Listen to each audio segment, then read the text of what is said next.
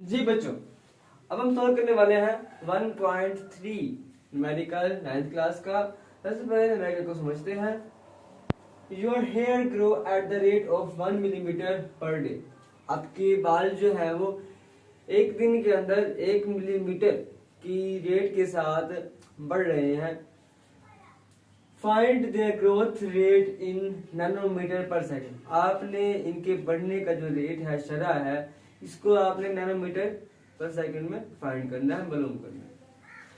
आपके पास डाटा है बच्चों, डाटा है आपके पास, डाटा है आपके पास जो डाटा है वो जो ग्रोथ रेट है बड़ा, वो क्या है? ग्रोथ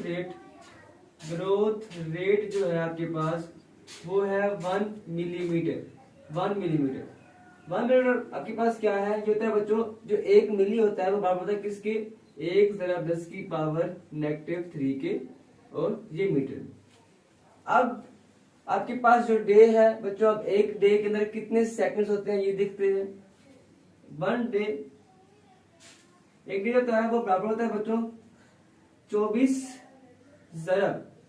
अब 1 घंटे के अंदर होते हैं 60 मिनट और 60 सेकंड, और 1 मिनट में होते हैं, 1 घंटे में होते हैं 60 मिनट, और 1 मिनट में होता है 60 सेकंड। तो 60 × 60 करेंगे।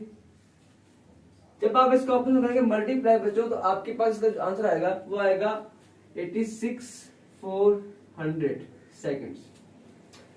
हमने फाइंड करना है ग्रोथ रेट को बच्चों, तो growth rate per day 1 × 10⁻³ metre over 86,400 second. अब इसको डिवाइड करेंगे बच्चों, तो आपके पास जो आंसर आएगा वो आएगा 0.0001157 10⁻³ ये मीटर। अब बच्चों हमने इसको फाइंड करना है नैनोमीटर, इसको हमने नैनो में फाइंड करना है, तो हम क्या करेंगे?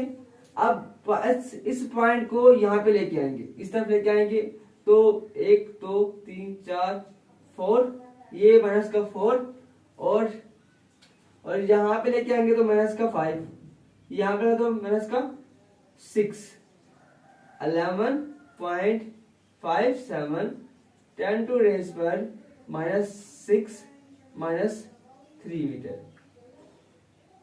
और साथ में ये सेकेंड्स आ जाएगा आपके पास बच्चों, पर सेकेंड।